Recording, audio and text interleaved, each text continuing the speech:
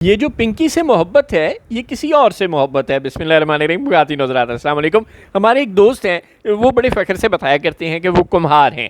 अब हम तो इस बात पर बिलीव नहीं करते कि ज़ात बरादरी का नाम किसी पेशे के नाम पर होना चाहिए, लेकिन बहरहाल वो फरमाया करते हैं कि वो कुम्हार हैं, और फिर हमें देखकर नहायत नख़वत से फरमाया करते हैं कि तुम फ़ारिग लोग हो, हम फ़ारिग नहीं रह सकते, क्योंकि होवे कुम्हार ते होवे बेकार।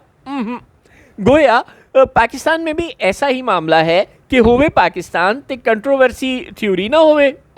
ये हो ही नहीं सकता कि पाकिस्तान कंट्रोवर्सी थ्योरीज के बगैर ज़िंदा रह सके।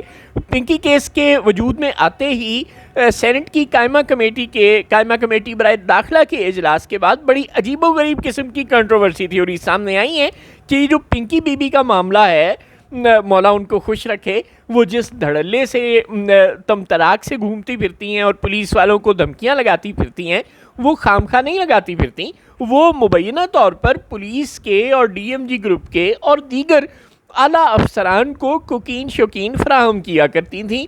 और चूँकि बहुत बड़े बड़े अफसरान, जिनमें 21वें 22वें ग्रेड के अफसरान भी शामिल हैं, वो कोकीन खाने के बड़े शौकीन हैं और वो उनको कोकीन फराहम किया करती थी, लिहाजा वो धड़ल्ले से पुलिस वालों को कहती थी कि जाओ, तुम्हारी ऐसी की ऐसी, तुम हमें पकड़ नहीं सकोगे। लेकिन आपको पता है कि वो जब बंदा आपका अपना ही पाला हुआ बच्चा भले क्यों ना हो, लेकिन जब वो इतना मुँह ज़ोर हो जाए कि वो आपको ही चपेड़े मारने लगे, तो फिर अब कोई ऑप्शन नहीं रहती उसको याद कराने के लिए कि भाई बस तुम्हारी गेम ओवर, और आखिर तुम हमारे ही बच्चे हो, हमारे मुंह को ना आओ। यही हाल पिंकी बीबी के साथ भी हुआ है। वो इतनी मगरूर हो गई और इतनी ओवर कॉन्फिडेंट हो गई कि जब उन्होंने ये देखा कि सारी पुलिस और सारे सेक्रेटरी और मुबैना तौर पर बड़े बड़े सियासी लोग भी और बिजनेसमैन भी सब उनके गाहक हैं, गोया कि सब उनके दिए हुए नशे के मोहताज हैं, तो वो कुछ ओवर कॉन्फिडेंट हो गई। उन्होंने ये समझा कि इन अफसरों को तो उनके अलावा कोई नशा फराहम ही नहीं कर सकता होगा, लिहाजा वो मुंह को आने लगी पुलिस अफसरान के। और वो जो उनकी लीक ऑडियो है जिसमें वो फरमा रही हैं कि तुम पुलिस वालों की अकल तो टखनों में है, अगर तुम दिमाग से सोचो तो तुम भी पिंकी की तरह ब्रांड ना बन जाओ, ये वो यही ओवर कॉन्फिडेंस था उनका बोल रहा। इसकी वजह ये है कि जो सेनेट की कमेटी है बराए दाखिला, उसके जो चेयरमैन साहब हैं सलीम साहब, वो फरमा रहे थे कि जो एएनएफ है यानी एंटी नारकोटिक सोर्स है, उसके सरबराह को तलब किया जाए और उनसे लिस्ट मांगी जाए उन लोगों की जिनको पिंकी बीबी मनशियात कोकीन वगैरह फराहम करती थी।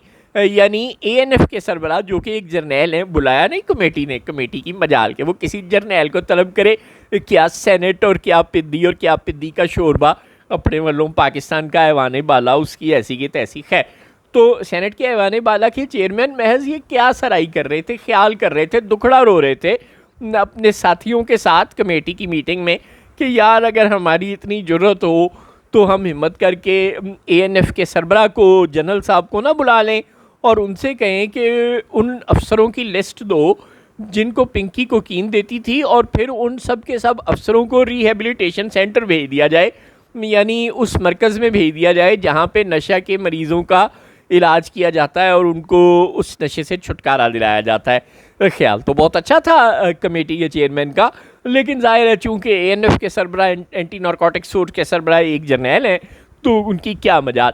अब क्या आपको लगता है कि पाकिस्तान में पुलिस और ये वो जिनसे लड़ाई हुई पिंकी बीबी की और पुलिस वालों ने उन्हें पकड़ लिया, ये खामखा नहीं पकड़ा? पुलिस वालों को वो इतना मुँह ज़ोर हो गई थी, इतना तंग करने लगी थी कि पुलिस वालों ने उन्हें पकड़ लिया। ये छापा, गिरफ्तारी कहीं वो छुपी हुई थोड़ी थी, वो तो खुल्लम खुल्ला थी। पुलिस वालों को तो जाके नशा फराहम करती थी। ज़ाहिर है हो सकता है कभी किसी एसपी, किसी डिप्टी कमिश्नर, किसी सेक्रेटरी के घर जाती हों, उसकी ड्राइंग रूम में बैठ के उसके साथ चाय वाय पीती हों और उसे नशा दे कर आ जाती हों। अब हमें क्या पता, हम तो मासूम लोग हैं, ये तो बड़े लोग जाने, ये तो पुलिस वाले ही जाने। लेकिन बहरहाल जो सेनेट की कायमा कमेटी में गुफ्तगू हो रही है उससे तो कुछ ऐसे ही मामलात लगते हैं कि मुबैना तौर पर अफसरान की एक बड़ी तादाद या कम से कम एक अच्छी खासी तादाद पिंकी बीबी की गाहक थी और वो उनके ज़ेरे बार थी, इसलिए उनको नहीं पकड़ती थी क्योंकि वो उनकी ज़रूरियात पूरी करती थी। लेकिन जब उन्होंने ज़्यादा ही तंग करना शुरू कर दिया तो उन्होंने पिंकी को पकड़ के अपने नंबर बनवा लिए। लेकिन बहरहाल ये मामला इससे आगे नहीं जाएगा, क्योंकि फिर सवाल एएनएफ की कारकर्दगी पे आएंगे। बस आप देखेंगे 4 दिन खबरों में चूं-चां होगी, पिंकी बीबी की कैट वॉक दिखाई जाएगी और फिर ये मामला फाइलों में दब जाएगा, क्योंकि ना तो वो अफसर अपने नाम सामने आने देंगे और ना ही किसी में इतनी जुर्रत है कि वो एंटी नारकोटिक्स फोर्स, जो कि एक जनरल साहब और उनके मातहत फ़ौजियों और दीगर बड़े बड़े लोगों पर मुश्तमिल है, उनको बुलाकर ये पूछ सके कि भाई तुम लोग करते क्या हो, तुमसे इस मुल्क में नारकोटिक्स का जो जहर है वो नौजवानों की रगों में उतर रहा है, वो कंट्रोल आखिर क्यों नहीं हो रहा। आपको याद होगा मौजूदा सिपा सालार जब तख्त पर बैठे थे तो उस वक़्त उन्होंने यानी हमें बताया जाता था कि वो उनका बड़ा अज़्म है और वो स्मगलिंग नहीं होने देंगे। आज भी ईरान के तेल से लेकर नारकोटिक्स तक उसी तरह पूरे मुल्क में स्मगलिंग जारी है, उसी तरह होर्डिंग जारी है। ये अफसोसनाक बात है, ऐसा नहीं होना चाहिए। पाकिस्तान के तमाम लॉ इन्फोर्समेंट एजेंसियाँ, चाहे वो सिविल हों चाहे वो मिलिट्री की हों, वो सब इस गंदे खेल में मुलविस हैं।